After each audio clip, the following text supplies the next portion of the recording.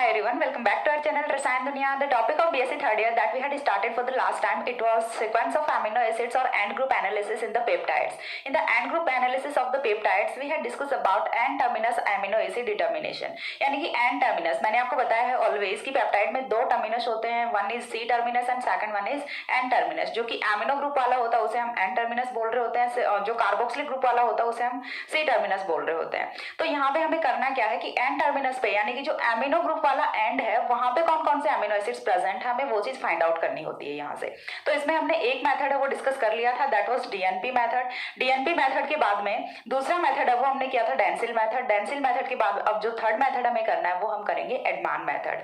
तीन मेथड्स होने वाले हैं एन टर्मिनस पे जो अमीनो एसिड है उसके डिटर्मिनेशन के लिए. First was DNP method, second was dansyl method and third is Edman method. तीन ही मेथड यहाँ पे डिस्कस करने हैं. उसके बाद हम सी टर्मिनस का देखेंगे. सी टर्मिनस का भी हम इसी वीडियो में देखने वाले हैं. ठीक है, तो स्टार्ट करते हैं. यहाँ से थर्ड मेथड होगा. दो मेथड है वो ऑलरेडी डिस्कस कर चुकी हूँ, सो दैट आपको यहाँ से यदि आप पहले वो वाले वीडियोस देख के आ रहे हैं तो आपको ये वाला वीडियो है काफी इजी लगेगा. सिर्फ आपको क्या करना है कि प्रोटेक्टिंग ग्रुप वो चेंज कर देना है. ठीक है, एक जो स्पेसिफिक रिएजेंट हम यूज कर रहे हैं, लाइक हमने देखा था डीएनपी मेथड में हमने क्या यूज किया था, एफडीएनपी यूज किया था. ठीक है, इसे इन द सेम वे हमने क्या किया था, जो अपना डेंसिल मेथड था उसमें हमने डेंसिल क्लोराइड यूज किया था. तो यहाँ पे हमें क्या यूज करना है, उसी के बेसिस पे एक जो रिएजेंट स्पेसिफिक रिएजेंट हम यूज कर रहे होते हैं उसी के बेसिस पे सारे के सारे मेथड्स हैं वो एक दूसरे से डिफर कर रहे होते हैं. ठीक है, बाकी सारी चीजें तो सेम ही रहनी है, जो मैकेनिज्म है वो तो सारी चीजें सेम ही रहनी होती हैं. तो यहाँ पे देखिए हम किस टाइप से करेंगे, एन टर्मिनस पे प्रेजेंट जो एमिनो एसिड्स होते हैं उनका डिटर्मिनेशन है वो हम कैसे करेंगे. तो सबसे पहले तो मेथड है वो कौन सा है, तो मेथड आपका एडमान मेथड है. काफी इंपॉर्टेंट है. देखिए तीनों ही मेथड हैं वो इंपॉर्टेंट है, यहाँ से पूछे जाते हैं इन द एग्जाम. तो आपको तीनों मेथड हैं वो अच्छे से करने होते हैं. ठीक है, तो जो थर्ड मेथड है वो आता है यहाँ से आपका advance method. Edman method. Edman method में देखिए क्या करना होता है. अगेन मैंने आपको बताया कि डीएनपी मेथड में हमने यूज किया था एफडीएनपी एज अ स्पेसिफिक रिएजेंट. ठीक है, जो डेंसिल मेथड था उसमें हमने किया था डेंसिल क्लोराइड, और यहाँ पे हमें यूज करना होता है फेनिल आइसोथायोसाइनेट. ठीक है, फेनिल आइसोथायोसाइनेट की रिएक्शन है वो हमें किसी भी पेप्टाइड या फिर प्रोटीन के साथ में करानी होती है. ठीक है, पेप्टाइड या फिर प्रोटीन कोई भी ले लो, हमें तो क्या करना है एन टर्मिनस से एक एक एमिनो एसिड को सेपरेट करना है वहां से कि कौन कौन से एमिनो एसिड्स यहाँ पे प्रेजेंट है, उनका सिक्वेंस है वो डिटरमाइन करना होता है. ना देखिए हमें करना क्या है, सबसे पहले एडवांस मेथड में क्या होता है कि यहाँ पे आपको क्या करना होता है. सबसे पहली चीज तो हमें क्या चाहिए होती है, पेप्टाइड चाहिए होती है. मैं पहले आपको आउटलाइन है वो बता देती हूँ, देन रिएक्शन की फॉर्मेट में भी बताऊंगी. ठीक है, सबसे पहले हमें क्या चाहिए, पेप्टाइड या फिर प्रोटीन, कुछ भी आप ले सकते हैं. यहाँ पे हम पेप्टाइड्स का स्टडी कर रहे हैं, सो दैट मैं यहाँ पे पेप्टाइड रख रही हूँ. ठीक है, पेप्टाइड के बाद में जो सेकंड है वो हमें क्या चाहिए होता है, यहाँ से जो रिएजेंट है वो हमें चाहिए होता है फेनिल आइसोथायोसाइनेट. Phenyl isothiocyanate. अब जो फेनिल आइसोथायोसाइनेट है एंड पेप्टाइड है, दोनों की रिएक्शन है वो हमें करानी होती है वीक बेस की प्रेजेंस में. वीक बेस की प्रेजेंस में जब हम रिएक्शन कराएंगे तो यहाँ से फॉर्मेशन होती है फेनिल थायोकार्बेमिल की. ठीक है, यहाँ से फॉर्मेशन किसकी होती है, पीटीसी की फॉर्मेशन होती है. एंड पीटीसी है ये क्या होता है, ये भी मैं आपको फुल फॉर्म बता देती हूँ, फेनिल थायोकार्बेमिल होता है. ठीक है, पीटीसी है ये क्या होता है, phenyl thiocarbamyl. Thiocarbamyl peptide, phenyl thiocarbamyl peptide. ठीक है, यहां से फॉर्मेशन हो जाती है इस टाइप के कंपाउंड की. नाउ जब ये फेनिल थायोकार्बेमिल है इसे हम आगे प्रोसीड कराते हैं तो ये फॉर्मेशन किसकी करता है, ये फॉर्मेशन करता है पीटीएच की. ठीक है, पीटीएच की प्लस में क्या बनेगा, पेप्टाइड बनेगा. और यहां से जो पेप्टाइड बनेगा उसमें एक अमीनो एसिड है वो इस वाले पेप्टाइड से कम होता है. ठीक है, तो यहाँ पे क्या होगा, containing one less amino acid, containing one less amino acid in compare to initial peptide. जो हमने स्टार्टिंग में पेप्टाइड लिया था उसके कंपेयर में यहाँ से एक जो अमीनो एसिड है वो इस वाले पेप्टाइड में कम होता है. वो अमीनो एसिड किसके साथ में जा चुका होता है, वो अमीनो एसिड जा चुका होता है in the form of PTH. PTH है ये यहाँ से क्या होता है, फेनिल थायोहाइडेंटोइन होता है. ठीक है, ये क्या होता है, फेनिल थायोहाइडेंटोइन.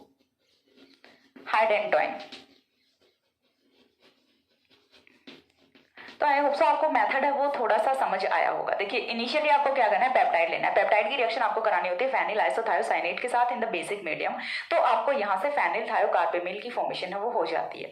अब ये जो फेनिल थायोकार्बेमिल बना है इसे हम पीटीएच में कन्वर्ट करते हैं. मैंने बोला कि पीटीएच में कन्वर्ट होने के बाद जब पीटीसी है उसे आगे प्रोसीड कराते हैं तो यहाँ से दो कंपाउंड्स की फॉर्मेशन होती है, one is PTH and another is peptide. तो यहाँ से जो पीटीएच है वो तो क्या होता है, फेनिल थायोहाइडेंटोइन होता है, जो कि मैं आपको बना के बताऊंगी यहाँ पे कौन सा पीटीएच होता है कौन सा पेप्टाइड होता है। इसके बाद जो आगे पेप्टाइड बचता है उसमें एक अमीनो एसिड कम होता है, यानी कि एन टर्मिनस पे रिएक्ट करेगा। सबसे पहले फेनिल आइसोथायोसाइनेट है, ये रिएक्ट कहाँ पे करेगा, एन टर्मिनस पे रिएक्ट करेगा। तो जो एन टर्मिनस वाला अमीनो एसिड था उसे ये पीटीएच में कन्वर्ट कर देता है, फेनिल थायोहाइड्रेटोन में कन्वर्ट कर देता है। इसके बाद क्या होता है, अब आगे देखिए, एक जो एन टर्मिनस का अमीनो एसिड था वो किसमें कन्वर्ट हुआ, पीटीएच में कन्वर्ट हुआ, फेनिल थायोहाइड्रेटोन में कन्वर्ट हुआ। अभी क्या करेंगे हम, ऐसे करके जो फिर से रिएक्शन कराएंगे, फिर से रिएक्शन कराएंगे, ऐसे करके सारे के सारे जो एन टर्मिनस वाले अमीनो एसिड है ना उनको एक एक करके हम पीटीएच में कन्वर्ट कर लेंगे। अब इस पीटीएच का हम डिटर्मिनेशन कर लेंगे कि यहाँ पे कौन सा अमीनो एसिड है वो प्रेजेंट है। जब सारे अमीनो एसिड साथ प्रेजेंट होते हैं तो उस केस में हम डिटरमाइन नहीं कर पाते इजीली, बट जब हमारे पास पीटीएच प्रेजेंट है तो पीटीएच में तो कोई एक अमीनो एसिड ही होगा ना, तो उसका हम रिडक्शन करा के इजीली फाइंड आउट कर सकते हैं कि यहाँ पे कौन सा अमीनो एसिड है। फेनिल थायो जो अपना हाइडेंटॉन मेथड है, ये तो हमने बहुत बार देखा है ना कि हाइडेंटॉन से हम अमीनो एसिड की फॉर्मेशन कर सकते हैं, तो सेम वे में हम हाइडेंटॉन से अमीनो एसिड की फॉर्मेशन करेंगे एंड यहाँ से सीक्वेंस अब डिटरमाइन कर लेंगे कि कौन सा अमीनो एसिड यहाँ पे प्रेजेंट था या फिर कौन सा अमीनो एसिड यहाँ पे प्रेजेंट है। तो देखते हैं इन द रिएक्शन फॉर्मेट। तो सबसे पहले देखिए हमें क्या लेना है, यहाँ से फेनिल आइसोथायोसाइनेट है, वही मैं रख लेती हूँ यहाँ पे। रिएक्शन की फॉर्मेट में काफी इंपॉर्टेंट मेथड है, तो देखिए क्या होगा,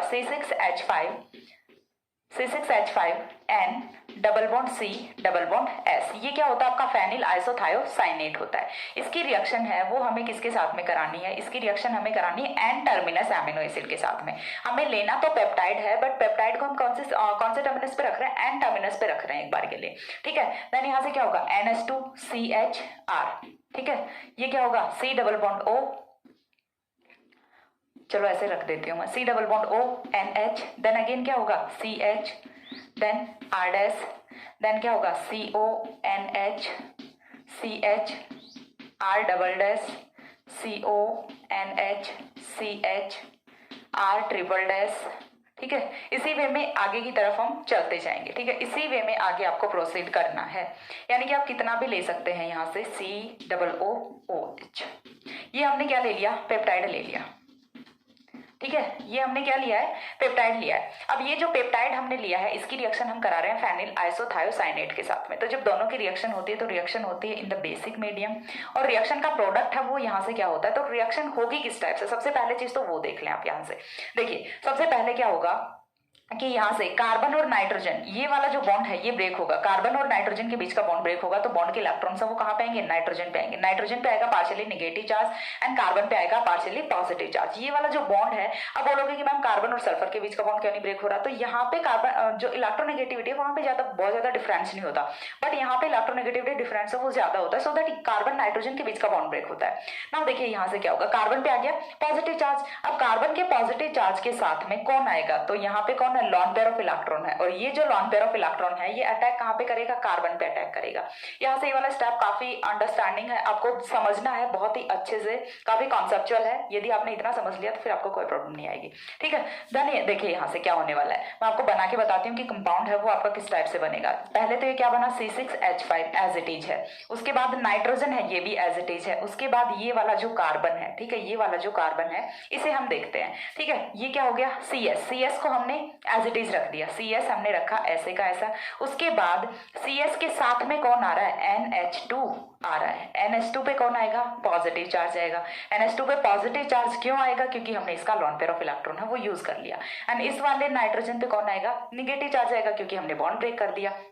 अब देखिए इसके बाद क्या होगा, इसके बाद आगे का जो है उसे तो हम एज इट इज ही लिखेंगे, आगे का है उसको तो एज इट इज ही उतार दो, C double bond ONH CH R dash CONH CH R double dash CONH CH R triple dash and C double OH, ठीक है। इतना हो गया। अब देखिए यहाँ पे हमें सिर्फ इतनी चीज है वो देखनी होती है। यहाँ पे हमें क्या करना है, नाइट्रोजन पे पॉजिटिव चार्ज, तो इसका क्या करेंगे, बॉन्ड के इलेक्ट्रॉन्स को देंगे, यहाँ पे H पॉजिटिव फ्री करेंगे, इसके पास कौन आ गया, लॉन पेयर ऑफ इलेक्ट्रॉन आ गया, ठीक है। इसके पास में कौन आ गया, लॉन पेयर ऑफ इलेक्ट्रॉन आ गया। अब यहाँ से जो H पॉजिटिव गया है वो कहाँ पे जाएगा, इस वाले नाइट्रोजन के साथ में जाएगा। प्रॉब्लम सॉल्व, सारे के सारे जो स्पेसीज है वो यहाँ से न्यूट्रल बन गई। हाँ, ये वाला जो बॉन्ड है ये कार्बोनिल की तरह का बॉन्ड होता है, कहीं कंफ्यूजन ना हो जाए कि मैम आपने तो यहाँ पे 2 ही बॉन्ड्स बनाए हैं, सल्फर का कार्बन की वैलेंसीज ही कंप्लीट नहीं हो रही, तो यहाँ पे कार्बन की वैलेंसीज वो कंप्लीट हो रही है, ठीक है। इसी डबल बॉन्ड ऐसा ही कुछ इस टाइप से होता है। इसके बाद देखिए ये जो कंपाउंड बना है ये आपका क्या होता है, PTC होता है, ठीक है, PTC पेप्टाइड होता है। अभी पीटीसी का फुल फॉर्म मैं फिर से नहीं लिखूंगी क्योंकि यहीं पे लिखा हुआ फेनिल थायोकार्बेमिल होता है। ठीक है, पीटीसी की फॉर्मेशन है वो यहाँ से हो जाती है। अभी पीटीसी की फॉर्मेशन हो गई तो हमें क्या करना है, इस पीटीसी को आगे प्रोसीड कराना है। पीटीसी को आगे प्रोसीड कराएंगे तो देखिए होगा क्या, यहाँ से हाइड्रोजन की फॉर्मेशन होती है जो कि एक 5 मेंबर्ड रिंग होती है। अभी 5 मेंबर्ड रिंग की फॉर्मेशन है वो किस टाइप से होगी वो चीज भी मैं आपको बताती हूँ। ये जो C डबल बॉन्ड O है इसे हमने रखा है ऐसे। अब देखिए क्या होगा, नेक्स्ट जो स्टेप है उसमें यहाँ से होने वाला है हाइड्रोजन की फॉर्मेशन। अब हाइड्रोजन की फॉर्मेशन है वो किस टाइप से होगी, तो देखिए यहाँ पे जो नाइट्रोजन है इस पे क्या है, लॉन पेयर ऑफ इलेक्ट्रॉन है। ये वाला जो नाइट्रोजन इस पे क्या है, लॉन पेयर ऑफ इलेक्ट्रॉन है। अभी ये जो लॉन पेयर ऑफ इलेक्ट्रॉन है ये देखिए ये अटैक कहाँ पे करेगा, ये अटैक करेगा एट द कार्बोनिल कार्बन। क्यों करेगा, क्योंकि मैंने आपको बोला कि 5 मेंबर्ड रिंग की फॉर्मेशन होती है। चलो काउंट करते हैं, 1 2 3 4 5 मेंबर्ड रिंग की फॉर्मेशन हो रही है। और ये चीज हमें पता भी है कि कार्बोनिल का जो कार्बन होता है इलेक्ट्रोफिलिक नेचर होती है। अभी बोलोगे कि मैम ये वाला नाइट्रोजन है ये भी तो अपने लॉन पेयर के इलेक्ट्रॉन्स दे सकता है, इसका भी तो लॉन पेयर ही है, लेकिन नहीं दे सकता बच्चा। क्यों नहीं दे सकता, क्योंकि देखिए यहाँ से यदि ये वाला जो नाइट्रोजन है ये लॉन पेयर के इलेक्ट्रॉन्स देगा तो यहाँ पे रिंग है वो कितने मेंबर बनेगी, 3 मेंबर रिंग बनेगी, which is more strand ring and less stable. ये चीज हम जानते हैं क्योंकि जितना ज्यादा रिंग स्ट्रैंड होता है रिंग की स्टेबिलिटी है वो उतनी ज्यादा कम होती है। तो यहाँ से 3 मेंबर रिंग की फॉर्मेशन तो हो नहीं सकती, सो दैट यहाँ से ये वाला जो नाइट्रोजन है ये तो अपने लॉन पेयर के इलेक्ट्रॉन्स नहीं देगा, तो फिर कौन सा नाइट्रोजन देगा, यही देगा। और रीजन क्या होता है, बिकॉज 5 मेंबर रिंग की फॉर्मेशन हो रही होती है, that is more stable compound. ठीक है, इतनी चीज समझ आ रही है। इसके बाद देखिए जैसे ही यहाँ पे इस टाइप से बॉन्ड की फॉर्मेशन होती है तो ये वाले बॉन्ड के इलेक्ट्रॉन्स कहाँ पे जाएंगे, नाइट्रोजन पे जाएंगे। चीज समझ आ रही है, ये वाले बॉन्ड के इलेक्ट्रॉन्स कहाँ पे जाएंगे, नाइट्रोजन पे जाएंगे, क्योंकि तभी तो यहाँ से न्यू बॉन्ड की फॉर्मेशन हो सकती है ना, जब यहाँ से एक बॉन्ड ब्रेक हो। और ये चीज हमें पता भी होता है कि ये जो पेप्टाइड बॉन्ड होता है ये इजिली ब्रेक हो जाता है। ठीक है, इसका जो ब्रेकेज है वो हम इजीली कर सकते हैं। अब देखिए यहाँ से 2 टाइप के कंपाउंड की फॉर्मेशन होगी। नाइट्रोजन पे तो आ गया नेगेटिव चार्ज, तो चलिए पहले तो मैं यही लिख देती हूँ आगे वाला। ठीक है, आगे वाला ही लिख देते हैं। ये क्या बना, NH2, देन क्या है CH R dash CONH CONH CH R double dash CONH CHR triple dash NC-OH। एक तो कंपाउंड बन गया यहाँ से ये NH2 नहीं, यहाँ पे क्या आएगा NH निगेटिव चार्ज आएगा। अब इसके साथ में क्या कंपाउंड बना है, इसके साथ में देखिए ये कंपाउंड बनता है। सबसे पहले हम क्या लिख लें, ये वाला नाइट्रोजन। ठीक है, नाइट्रोजन पे कौन है, हाइड्रोजन है।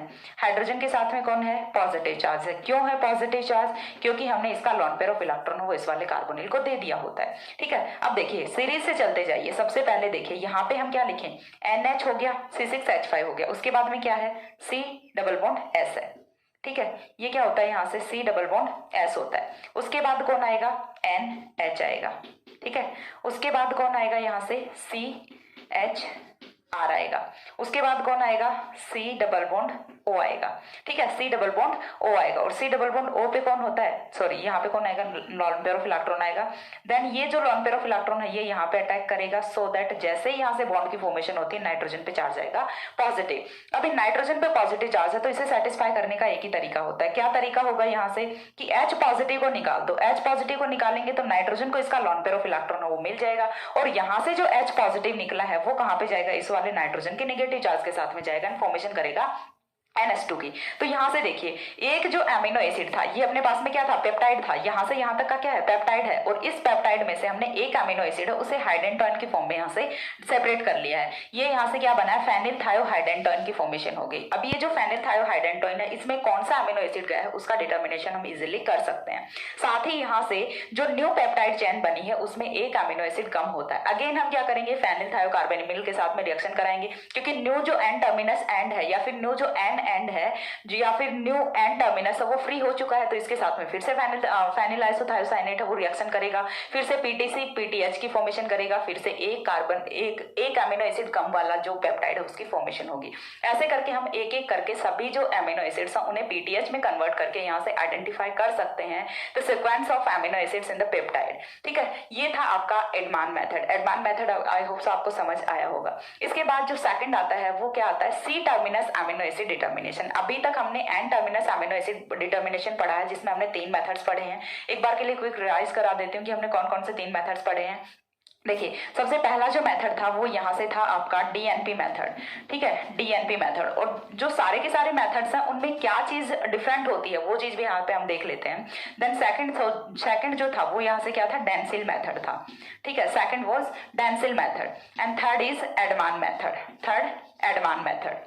तो तीनों जो मेथड हैं इनमें क्या चीज कॉमन होती है? कॉमन तो ये चीज होती है कि सभी में क्या होता है, पेप्टाइड होता है। उसके बाद जो डिफरेंट है वो क्या चीज होती है? डिफरेंट यही चीज होती है कि जो सबसे फर्स्ट मेथड था, हमने एन टर्मिनस अमीनो एसिड का जब डिटर्मिनेशन स्टार्ट किया था तो बोला था कि पेप्टाइड की रिएक्शन वो किसी भी स्पेसिफिक रिएजेंट के साथ में कराई जाती है और वो स्पेसिफिक रिएजेंट वो ओनली रिएक्ट करता है at the N terminus of the peptide, यानी कि एमिनो ग्रुप पे ही रिएक्ट करेगा। तो एमिनो ग्रुप पे रिएक्ट करने के लिए यहाँ पे हमने यूज किया था FDNB रिएजेंट, ठीक है, 1-fluoro-2,4-डाइनाइट्रोबेंजीन हमने यहाँ पे यूज किया था। सेकंड जो मेथड है उसमें हमने क्या यूज किया था, यहाँ से डेंसिल क्लोराइड यूज किया था, DNSCl यूज किया था, डेंसिल क्लोराइड हमने यूज किया था। उसके बाद एडवान मेथड में हमने यहाँ पे क्या यूज किया होता है, फेनिल आइसोथायोसाइनेट, फेनिल आइसोथायोसाइनेट। बस आपको ये जो तीन चीजें हैं ये याद रखने, तीन रिएजेंट्स याद रखने, आपके तीनों मेथड्स वो क्लियर हो जाते हैं, रटोगे कभी याद नहीं होंगे, बस आपको तीन रिएजेंट्स याद रखने हैं।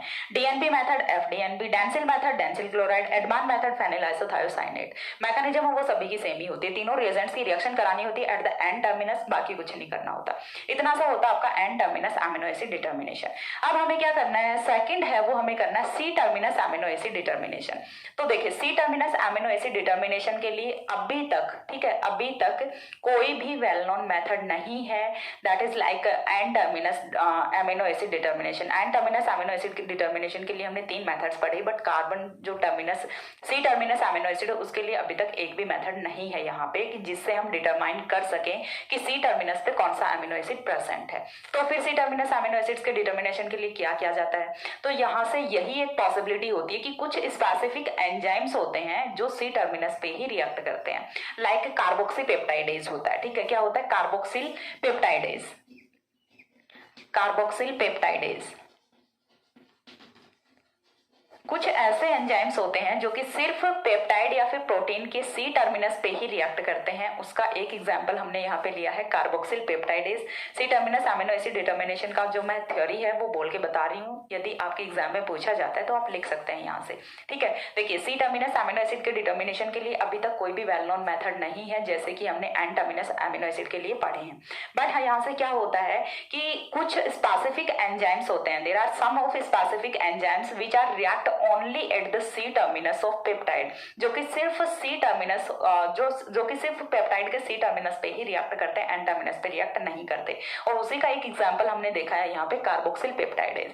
Carboxyl peptidase will react only at the C terminus of the peptide, ठीक है, सिर्फ सी टर्मिनस पे रिएक्ट करेगा, एन टर्मिनस पे कभी रिएक्ट नहीं करेगा। और फिर क्या करेगा, सी टर्मिनस पे रिएक्ट करेगा तो वहां से एक अमीनो एसिड को ये साथ में ले जाएगा एंड क्या करेगा, जो पेप्टाइड होता है उसमें एक कम अमीनो एसिड है वो बच जाता है। बट ये वाले जो मेथड्स हैं ये काफी यूजफुल नहीं होते, क्योंकि एक एक करके अमीनो एसिड को ऐसे फाइंड आउट करने में बहुत ज्यादा टाइम है वो लग जाता है, so that it is a more time taking process, so not useful, ठीक है।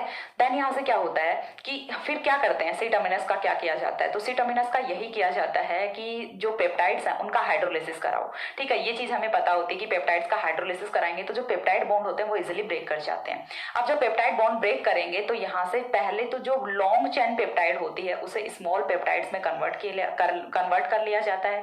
देन जो स्मॉल पेप्टाइड मॉलिक्यूल्स आते हैं, जैसे आ गया कि 4 अमीनो एसिड का पेप्टाइड बन गया, जैसे हमारे पास में था 100 अमीनो एसिड का पेप्टाइड, 100 अमीनो एसिड की पेप्टाइड को हमने हाइड्रोलिसिस कराया तो वहां पे हमें 5-5 अमीनो एसिड के पेप्टाइड मिल गए। अब 5-5 अमीनो एसिड के पेप्टाइड में से तो एन टर्मिनस डिटर्मिनेशन करके या फिर कार्बोक्सिल पेप्टाइडेज करके हम कैसे भी 5 अमीनो एसिड है उनका तो सीक्वेंस डिटरमाइन कर सकते हैं ना। अभी यदि 100 अमीनो एसिड के पेप्टाइड के सीक्वेंस का डिटर्मिनेशन करने लगोगे, एक एक करके अलग करोगे, तो वो तो काफी टाइम टेकिंग प्रोसेस हो जाएगा। सो दैट पहले इसका हाइड्रोलिसिस कराओ पेप्टाइड का, देन क्या करो यहाँ से, देन आप यहाँ से कोई भी एक मेथड लगाओ वहां पे और सीक्वेंस ऑफ अमीनो एसिड्स है वो आइडेंटिफाई करो, दैट्स इट। और यहीं पे इसी के साथ आपका जो पेप्टाइड है वो कंप्लीट होता है। पेप्टाइड में इसके बाद कुछ नहीं बचता।